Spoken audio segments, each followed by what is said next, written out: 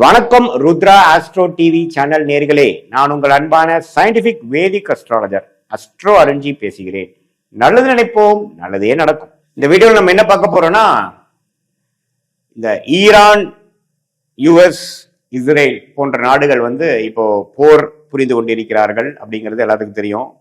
போன வாரம் ஏப்ரல், பிப்ரவரி end, March முதல் வாரத்திலிருந்து இந்த பிரச்சனைகள் போய் கொண்டிருக்கிறது. இதுல என்ன ஒரு முக்கியமான காரணம் பாத்தீங்கன்னா, ராகு கேதுகளோட சூரியன் கிரகணமானார் பிப்ரவரி எண்டுல. அதுக்கப்புறம் பாத்தீங்கன்னா இன்னும் ஒரு மார்ச் 10, 15, 20 இந்த மார்ச் எண்டுக்குள்ள என்ன மாதிரி நடக்கும், இன்னுமே பிரச்சனைகள் இருக்கா அப்படிங்கறத இந்த வீடியோல நம்ம துல்லியமா பார்க்க போறோம். இப்ப பாருங்க, எப்பவுமே சனி பகவான் மேஷத்துக்கு போகும் பொழுது பெரிய ஒரு வார், போர் அப்படிலாம் நடந்தது. வேர்ல்டு வார் 2 பாத்தீங்கன்னா மேஷத்துல சனி இருக்கும் பொழுதுதான் நடந்தது, ஸ்டார்ட் ஆச்சு. ஸோ அது மாதிரி ஒரு அமைப்பு. சனி எப்போ மேஷத்துக்கு போறாருன்னா 2027, 28 போறாரு. ஸோ அதுக்கு முன்னாடியே பாருங்க, இது மாதிரியான ஒரு தேவையற்ற இந்த யூஎஸோட இன்டர்வென்ஷன், ஈரானோட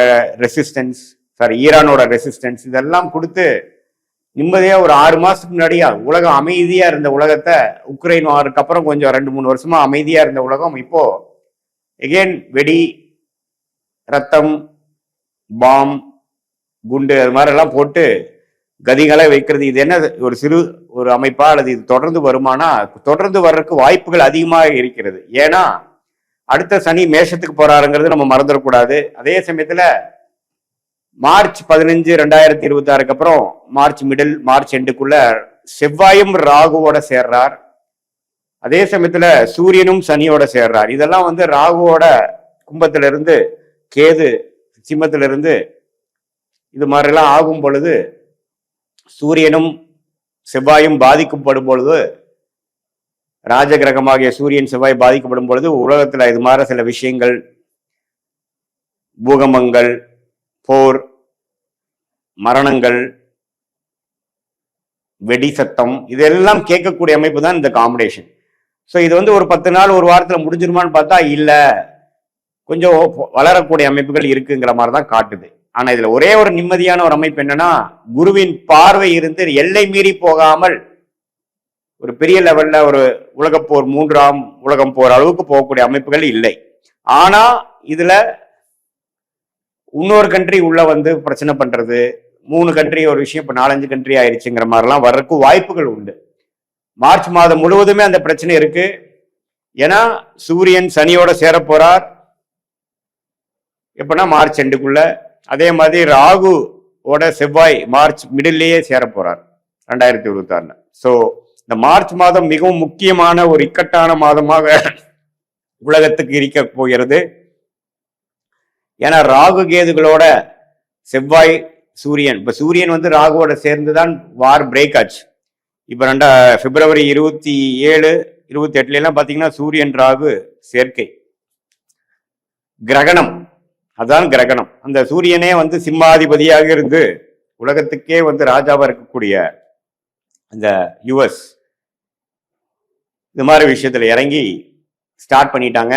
இது ஒரு மாசத்துக்கு மேல போகக்கூடிய அமைப்பு இருக்கு. சரி, அதுக்கப்புறம் ஏப்ரல், மேலாம் கொஞ்சம் தொடருமா அப்படின்னு பாத்தீங்கன்னா, எப்பப்போ இந்த விஷயங்கள் முழுசா நிக்காமல் அப்பப்போ கொஞ்சம் வெடிகிற மாதிரி, எப்படி உக்ரைன் வார், ரஷ்யா வார்லாம் கொஞ்சம் பல மாதங்கள் போச்சோ அதே மாதிரி போகிறதுக்கு வாய்ப்பு இருக்கு. இதனால பல உயிர் சேதங்கள், அந்த நாடே கைப்பற்றப்படுவது, இந்த பல வருடத்துக்கு முன்னாடி ஈராக்குக்கு என்ன நடந்ததோ அது மாதிரி நடக்கக்கூடிய அமைப்புகள்லாம் கொஞ்சம் இருக்கு. இப்போ 2027, 28 பாத்தீங்கன்னா சனி மேஷத்துல இருக்கும் பொழுது, ராகு கேதுகள் மகரத்துல இருக்கும் பொழுது சனியின் பார்வை பெறுவார்கள். ஸோ இதெல்லாம் கொஞ்சம் பிரச்சனை. பட் எந்த அளவுக்கு குருவின் பார்வை இருக்குதோ அந்த அளவுக்கு தப்பிச்சோம். பட் இது விளையாட்டுத்தனமாக ஒரு ஆரம்பிக்கப்பட்ட இந்த போர் தேவையற்ற விதமாக நிறைய பேர் சொன்னாலும், இது கொஞ்சம் ரிஸ்கான ஒரு அமைப்பாக உலகிய ஜோதிடமாகிய ராகு, கேது, சூரியன், செவ்வாய் இதெல்லாம் வைத்து பார்க்கும் பொழுது, அது கும்பத்தில் இருக்கக்கூடிய ராகு, சிம்மாதிபதியில் இருக்கக்கூடிய கேது எல்லாமே ஒரு பிரச்சனைக்குரியதாக தான் இருக்குது. அதனால முதலீட்டாளர்களாக இருந்தாலும் சரி, எல்லாரும் கொஞ்சம் பொறுமையா இருந்து இந்த மார்ச் 15க்கு அப்புறம் எப்படி போகுதுங்கிறது பார்த்து தான் நீங்க முடிவெடுக்கணுமே ஒழிய இது சீக்கிரமா முடியிற அமைப்புகளாக இல்லை அப்படிங்கிறத நீங்க தெரிஞ்சுக்கணும். இது வந்து கொஞ்சம் அடுத்த வருஷம் இந்த இப்ப நடக்கக்கூடிய அமைப்பு அடுத்த வருஷம் கூட ஒரு ஒரு ஃபாலோ அப், அது மூலமாக அந்த விஷயம் நடக்குது, ஒரு தொடர்ச்சியாக நடக்கக்கூடிய விஷயங்களாக மேஷத்துக்கு சனி போகும் பொழுது கொஞ்சம் இதுல ஆன ஒரு பிரச்சனையில அங்க கண்டினியூ ஆகுது அப்படிங்கிற மாதிரி சில அதர் கண்ட்ரீஸ்லாம் ஜாயின் பண்ணி சப்போர்ட் பண்ணக்கூடிய அமைப்புகள், எதிர்க்கக்கூடிய அமைப்புகளாக உண்டு. ஸோ கொஞ்சம் பார்த்து தான் இது நம்ம இதுல இருந்து வெளியில வரணும்.